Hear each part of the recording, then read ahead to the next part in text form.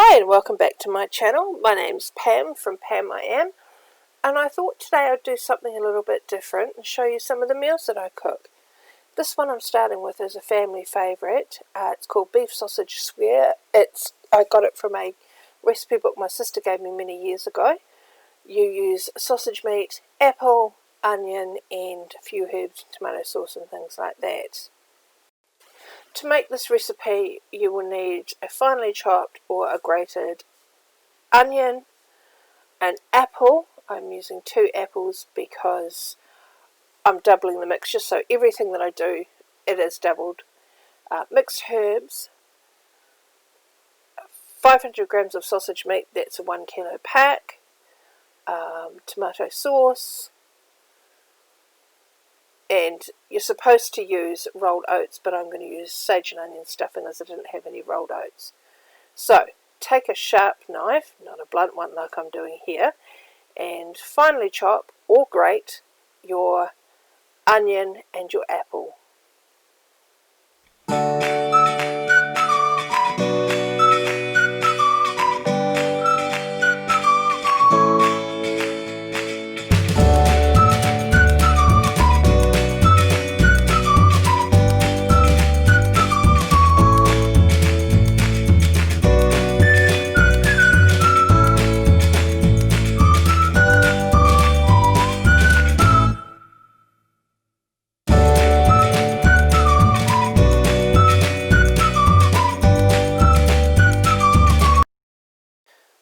It's a good idea to mix it in the same bowl that you're cooking in. So get your sausage meat and put that in first. As you can see, I have to cut these bags open. With these kinds of tubes, it's actually easier if you split the bag down the side rather than trying to squeeze it out. You actually get almost all of the sausage meat out if you split it down the side and peel it back like I'm going to show you.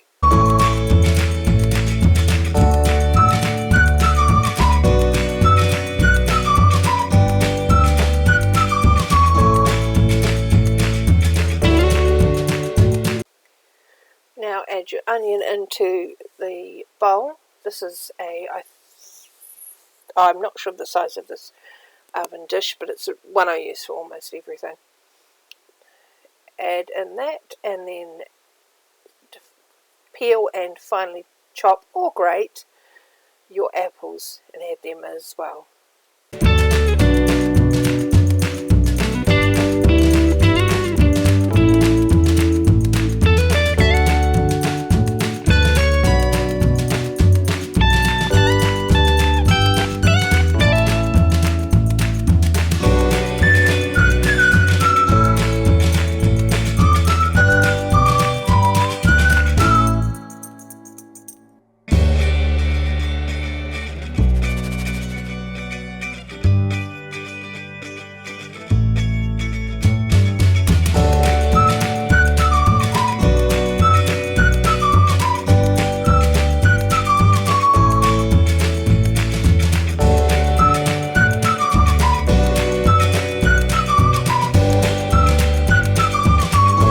Oops, I forgot you need parsley as well.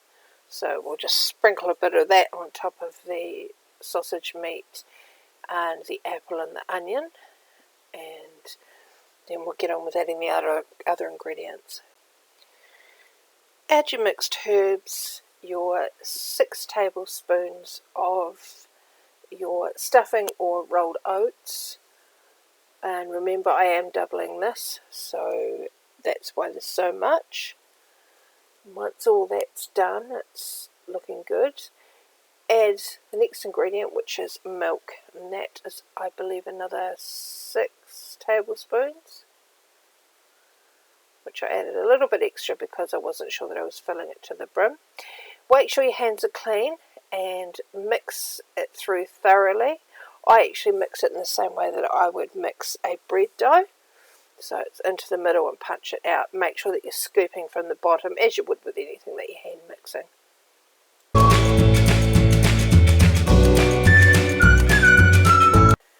Once you feel like you've got it all mixed through thoroughly, then flatten it out like you would do a base for cheesecake or something like that. Just pat it all down into the corners and things like that. No, you can't see that air gap there. So, yep, smooth it all out. And wash your hands again because that is gross. Now that that's done, you drizzle on top of it 6, remember we're doubling it, 6 tablespoons of tomato sauce. And when I say drizzle, mine's more like a sort of like dump. So it does look like a lot, and probably the surface area doesn't help. Then 6 tablespoons of water. So that would be 3 if you're doing a single batch. So yes, it does look like a lot, and it does seem like it's swimming in that, but the water will evaporate, you need to remember that. Then drag a fork through just the top of it to sort of get it into the top of the mixture. As you can see, it's drizzling down into the air gaps. Cook it at 180 degrees for 30 minutes and it's all done. I served this up with a salad because I really couldn't be bothered doing any veggies. And when I went back after dinner to have a look, there was only one tiny square in the corner left. My kids and my husband love this dish. There you go. Enjoy.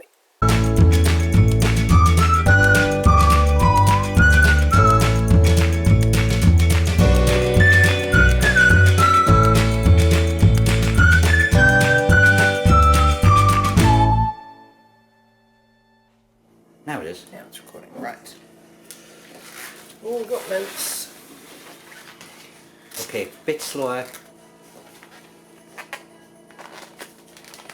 Okay, and put your finger over the brand name. Okay. Alright, so you can edit all of that stuff out. Yeah, but the thing is, it doesn't matter. It's just a shop. It's no different to them going to Sam's Club and stuff like that. Stop being so paranoid. What? I'm not being paranoid. It's not sponsored. I'm not... If anyone wants to try and say it is, I'm not big enough. That is approximately a kilo of mince. And to that I am adding 2 cups of breadcrumbs because again I'm doubling the mixture. My family are big eaters. This is for the meatballs, by the way. So clean hands, mix it through. My grandmother didn't raise a fool. She taught me to use your hands to mix things. You can feel the texture and get a better idea. And now's around about the time I realised that it's awfully dry. I normally would have thrown a couple of eggs into it, but my daughter used the last egg to make an apple pie for her boyfriend. So husband, who was on the other side of the camera, we were just spending a bit of time together. And I had a good chat about what I could use. I was going to use tomato sauce or a can of tomatoes or, you know, mustard, anything like that that would normally work. So, but he decided no. He had another idea. Guinness. Yes, you saw that right. A can of Guinness. Poured it into his favourite tankard for me to add, so that I could work out how much it needed. Have I done this before? No. Do I think it worked? Yes. I would probably have should probably have added some more herbs to it, but I was following a recipe given to me by an old school friend, and that normally the flavour is in the sauce. So I mixed it through. And actually, they weren't too dry. But this was just the beginning of everything going wrong for me. And I had the man, you might see his hands shortly, put some baking paper on the oven tray for me. Now you roll this into meatballs. I'm never very good at making them all consistent sizes, so forgive me, and balls is a very loose term for what I'm making here. But I actually managed to get 2 trays out of this, as you'll see.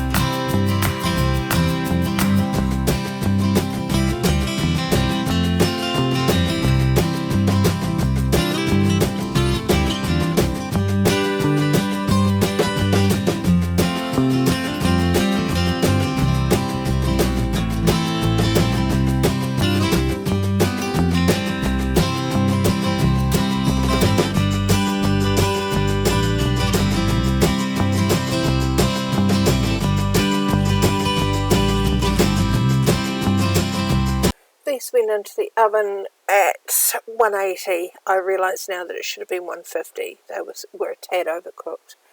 And I think it was about 20 minutes that they went in for, maybe half an hour. So you'd have to work out the timing for yourself, because I normally cook on the fly. Once I've done a recipe a few times, I use the recipe for the ingredients, and the rest I just make up as I go along. So 150 for 20 minutes to half an hour, but do keep a close eye on them and check them.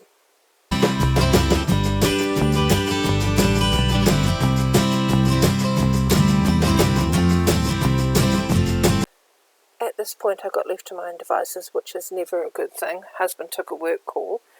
But here's the pot for the pasta. Everyone knows how to do this. Water, lots of salt, and stick it on the stove to boil. Can you spot my first mistake? Yes, boys and girls, I put a pot on, left it empty, and got distracted by gathering my ingredients. Please, please, please do not do this. Have your ingredients ready before you turn the gas or the stove element on. Otherwise, you end up with this. Oh yes, boys and girls, I put the butter into the pan and it immediately started steaming. And I clarified it rather than melted it. So it was mistake number one. That was 2 tablespoons of butter. Then I added to that 2 tablespoons of crushed garlic. We lose a lot of garlic, so we tend to buy it in the jar rather than fresh. Now this is a spaghetti that I unearthed during my pantry clean, so that's gone in there. Unfortunately, it was a mixture of normal and gluten-free from my daughter's gluten-free days. And then I added the flour here to make a roux. And you'll see how that looks. Once I'd made the roux, I had to start adding the wet ingredients, which was tomato sauce, red wine and stock. It was a cup of each. Unfortunately, as most of you will know, you should add the wet ingredients a little bit at a time and mix it through. This was my mistake. I added it all at once, and the inevitable happened. The roux went lumpy.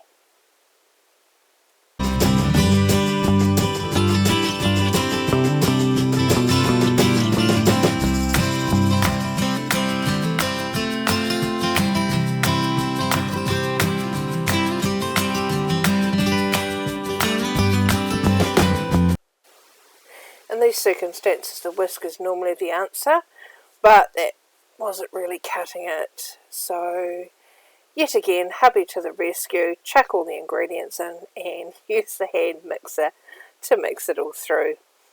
The guy's a genius.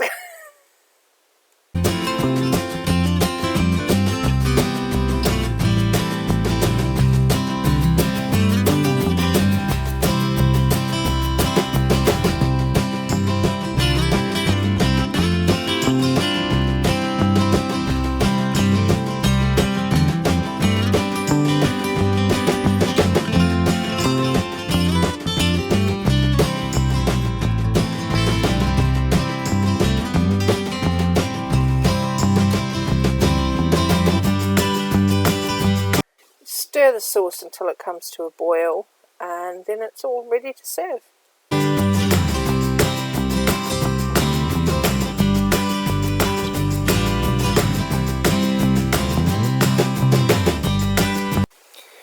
Drain your pasta and you're ready to plate up.